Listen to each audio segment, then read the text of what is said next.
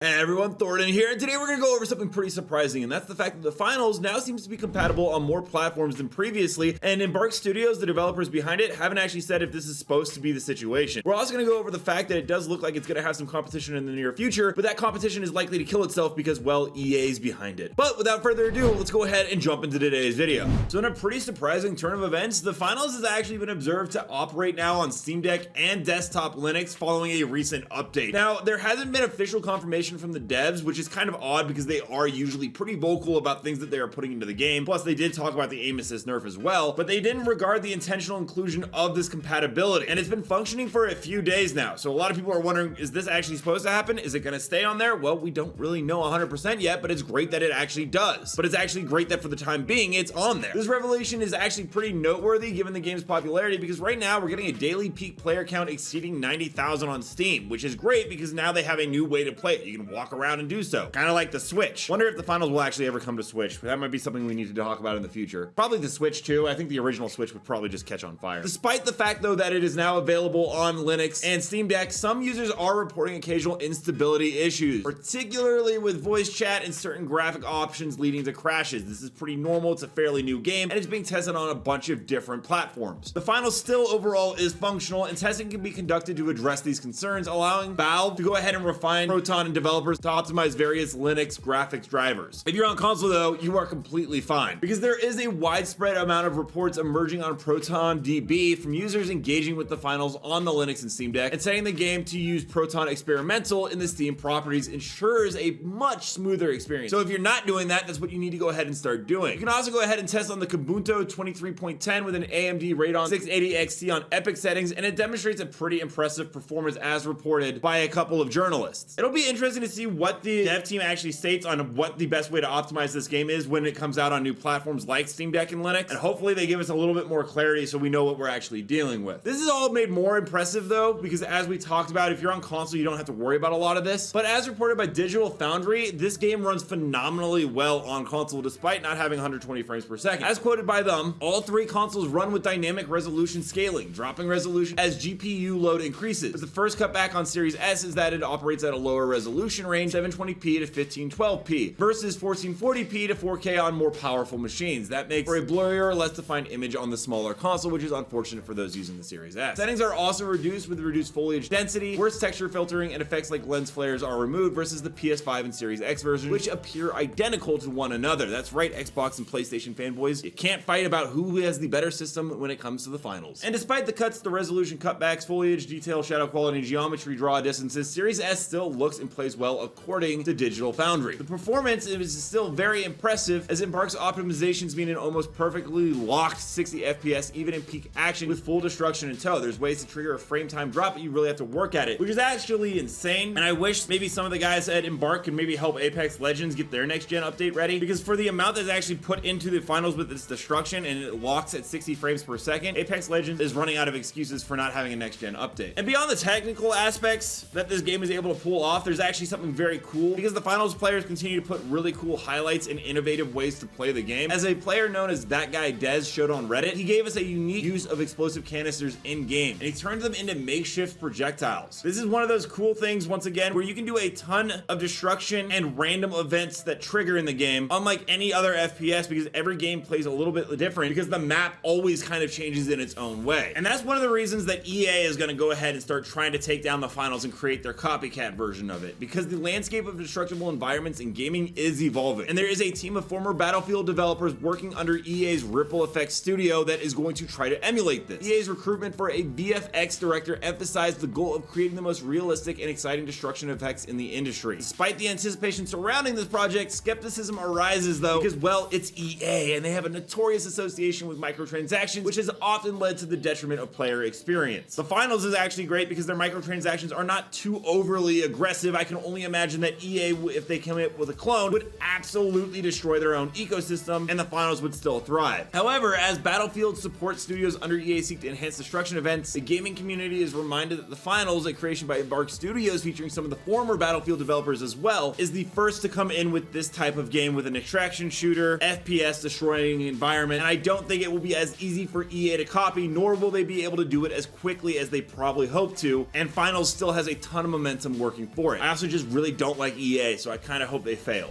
Let me know down below, would you guys play the finals on a Steam Deck / Linux? And also, what do you think about EA trying to compete with it with its own Battlefield devs working on a competitor in the same genre? Also, don't forget to check out this channel right here, which covers a ton of finals content and gameplay. And until next time, everyone, thanks for watching, and I'll see you in the next video.